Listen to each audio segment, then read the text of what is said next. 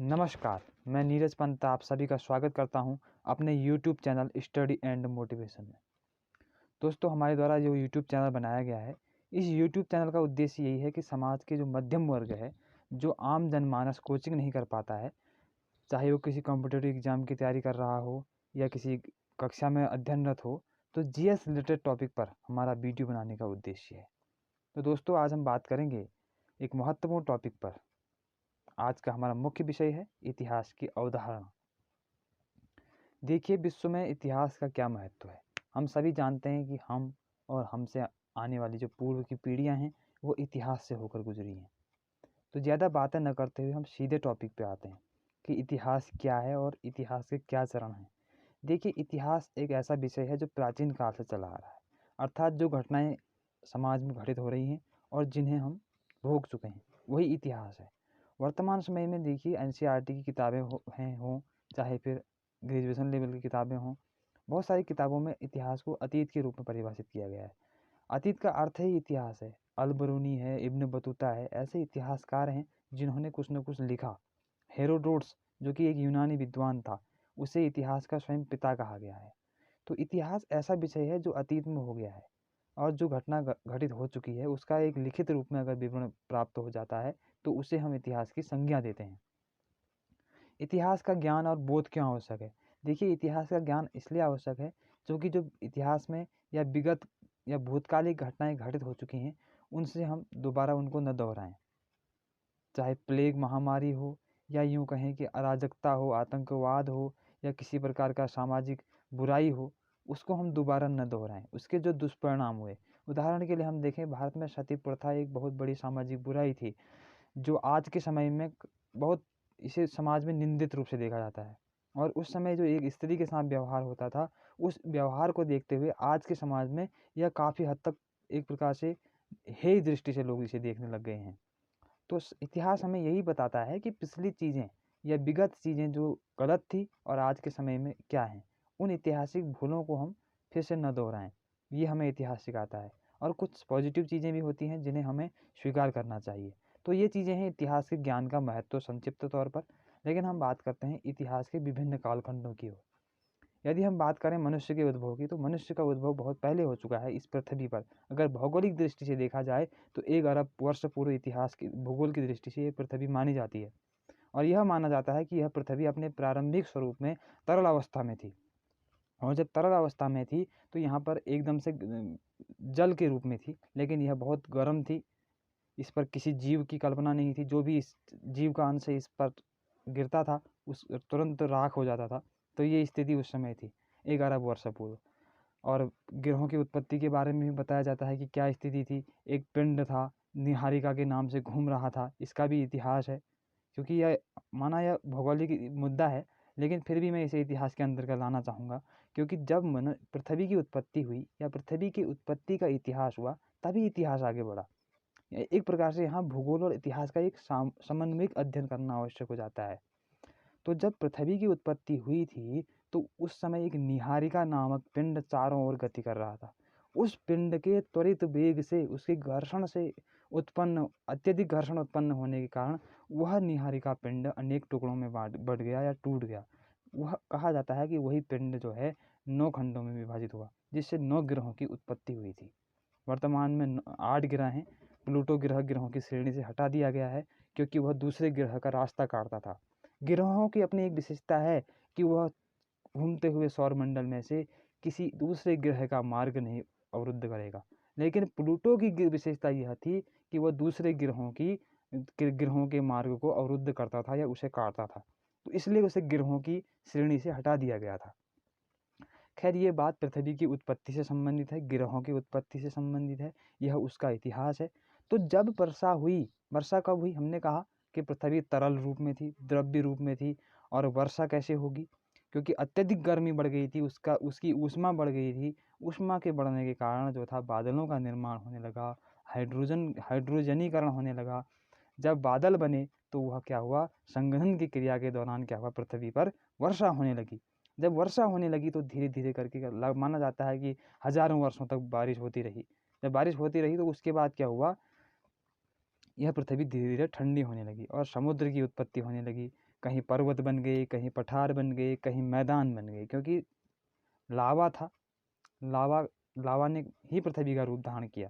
और आज भी जहाँ ज्वालामुखी पर्वत विस्फोट करते हैं तो वहाँ पर यही माना जाता है कि उसके अंदर लावा है, और वास्तव में लावा ही है भी। तो ये पृथ्वी की उत्पत्ति का इतिहास है। और उसके बाद मनुष्य जब आया तो मनुष्य यूं ही नहीं अवस्थित हो गया। हालांकि इस संबंध में पौराणिक कथाएं भी हैं कि वो आए, मनु आया, कौटिल्य जो भी है ना, तो ये अनेक अनेक मत हैं। लेकिन वैज्ञानिक दृष्टि से देखा जाए तो इतिहास ही इसको साकार रूप दे पाता है कि मनुष्य के स्टेज के 3 स्टेज हैं। मनुष्य के जीवन के उद्भव के 3 स्टेज हैं: पूरा पाषाण काल, मध्य पाषाण काल और नव पाषाण काल। पूरा पाषाण काल जो कि 25 लाख ईसा पूर्व से 10 लाख ईसा पूर्व तक माना जाता है, और मध्य पाषाण काल 10 लाख ईसा पूर्व से 40,000 ईसा पूर्व तक माना जाता है, और नव पाषाण काल 40,000 ईसा पूर्व से 10,000 ईसा पूर्व तक माना जाता है। अब हम थोड़ा बात कर लेते हैं पूरा पाषाण काल की। पूरा पाषाण काल में क्या था कि मनुष्य पूर्ण रूप से प्रकृति के अधीन था। एक प्रकार से पशुतुल्य जीवन था। जंगली जानवरों का शिकार करना, उनको मार कर उनका भोजन प्राप्त करना, पत्तियों का भोजन करना, वो एक उसकी क्या थी, एक उसका नेचर था। उसके सिवाय उसके पास कोई दूसरा विकल्प नहीं था। तो यही मात्र उसके बाद विकल्प था कि वो अपने जीवन को, अपने पेट को कैसे भरे। तो वो पूर्ण रूप से प्रकृति पर डिपेंड था। पेड़ पौधों से भोजन प्राप्त करता था, पशुओं को मारता था, यानी कि कच्चा ही खा लेता था। आज की तरह वो क्या था, इतना डेवलप्ड नहीं था। तो ये पूरा पाषाण काल की थी। ना कोई टेक्निक थी, ना कोई व्यवसाय था, ना कुछ था। अपना पेट भरने वाली जानवरों की स्थिति थी। जैसे आज के जानवर पेट भरते हैं, तो वही कंडीशन जो थी पूरा पाषाण काल में थी। आप कहते हैं कि परिवर्तन प्रकृति का नियम है। अब मध्य पाषाण काल में, पूरा पाषाण काल से मनुष्य मध्य पाषाण काल में कैसे आया, यह एक भौगोलिक प्रश्न है और ऐतिहासिक प्रश्न भी है। आप धीरे धीरे करके, क्योंकि मनुष्य जो था कुशाग्र बुद्धि का था। आज भी देखिए मनुष्य जो है नित नए नए आविष्कार करता है। उसकी इस बौद्धिक खोज के कारण ही, इस बौद्धिक सोच के कारण ही जो है नए नए आविष्कार सृजित हुए हैं। मनुष्य ने क्या किया कि थोड़ा देखा, आसपास के नेचर से परिचित हो गया। उसने देखा कि आसपास के जो नेचर है, उस नेचर में सुरक्षित रह पाना असंभव है, क्योंकि जंगली जानवरों का आतंक होता था, कभी प्रकृति की मार होती थी, अत्यधिक वर्षा होती थी, ओलावृष्टि होती थी, नदी में बाढ़ आती थी। तो इस वजह से उसका जीवन जो था एक प्रकार से बहुत दूभर हो गया था। तो मनुष्य ने सोचा धीरे धीरे करके वो क्या आया, मध्य पाषाण युग में प्रवेश करता है, मध्य पूरा पाषाण काल।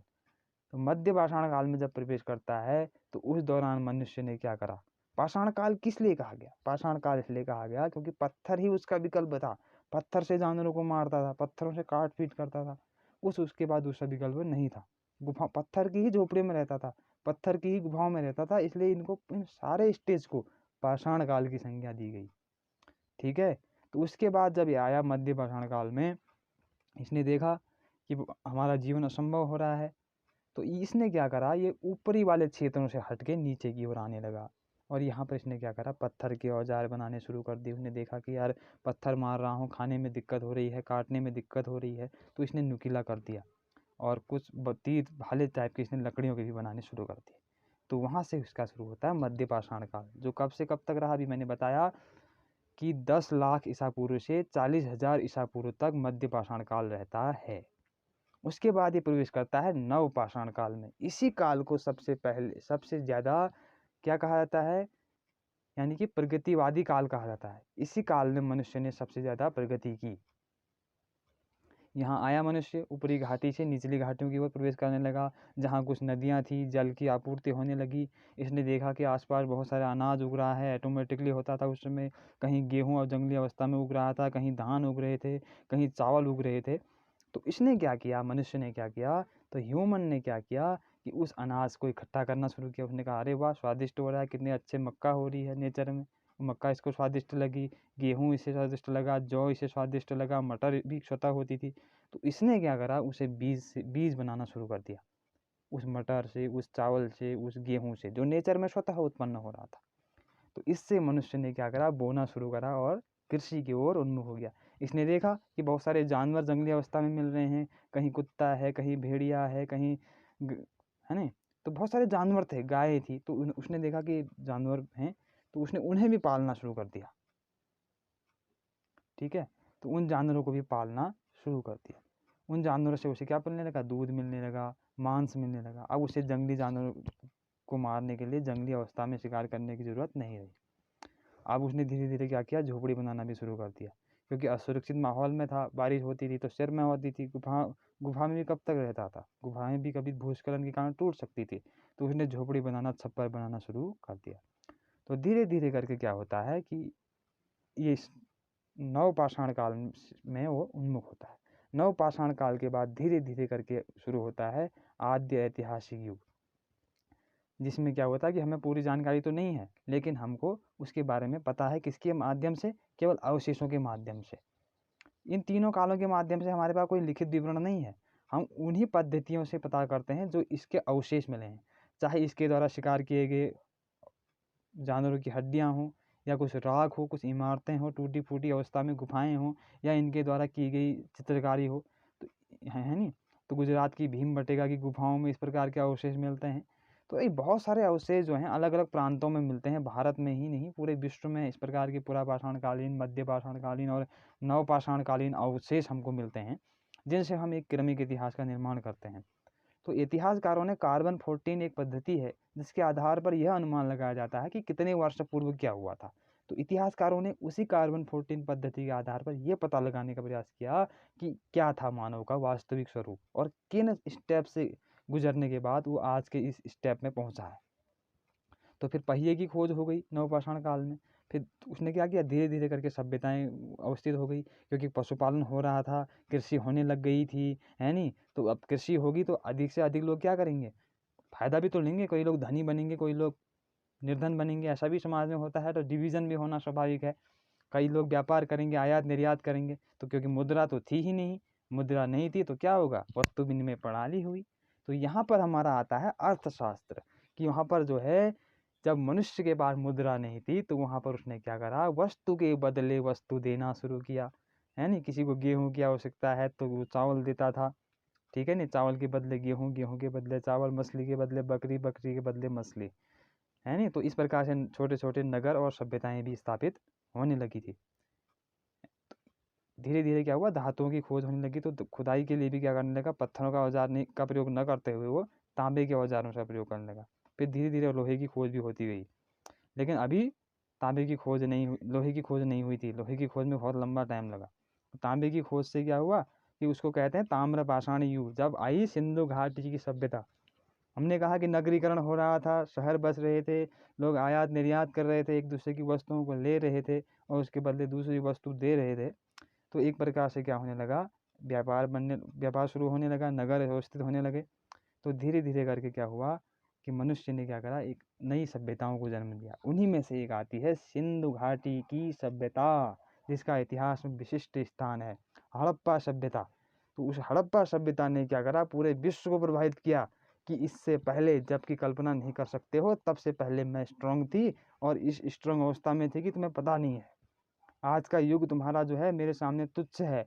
मेरे नगरों की भव्यता, मेरी सड़कें, मेरी इमारतें, मेरे स्नानागार, मोहनजोदड़ो, है नहीं। हड़प्पा की सभ्यता इतनी स्ट्रांग थी कि उस स्ट्रांग सभ्यता के बदले आज का जो भारत का मेगा सिटी है वो मेगा सिटी तुच्छ है। ऐसा इतिहास हमारे सामने लाया।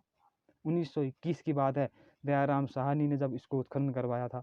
1815 में एक अंग्रेज ऑफिसर ने देखा कि रेल लाइन बिछाते हुए कि यहाँ इतनी बड़ी ईंटें हैं, इतनी अच्छी ईंटें, इतनी अच्छी क्वालिटी की।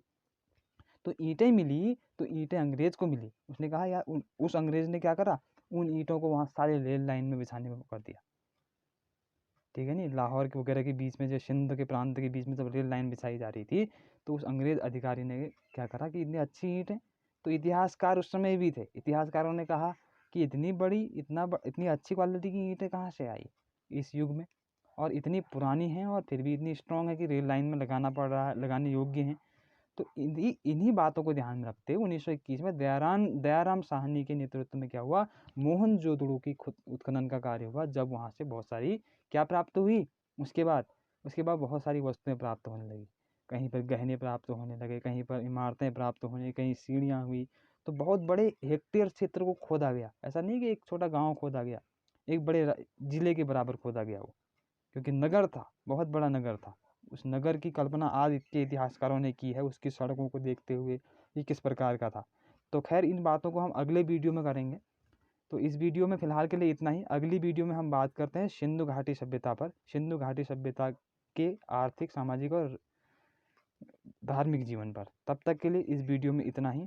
और यदि आपने हमारा चैनल सब्सक्राइब नहीं किया है तो आप जल्द से जल्द हमारे चैनल को सब्सक्राइब कर लीजिए। और आने वाली वीडियो को अगर आप देखना चाहते हैं और कुछ नॉलेज लेना चाहते हैं तो आने वाली वीडियो आपको मिल जाए, तो इसके लिए आप नोटिफिकेशन बेल को भी प्रेस कर दीजिएगा। तो तब तक के लिए नमस्कार।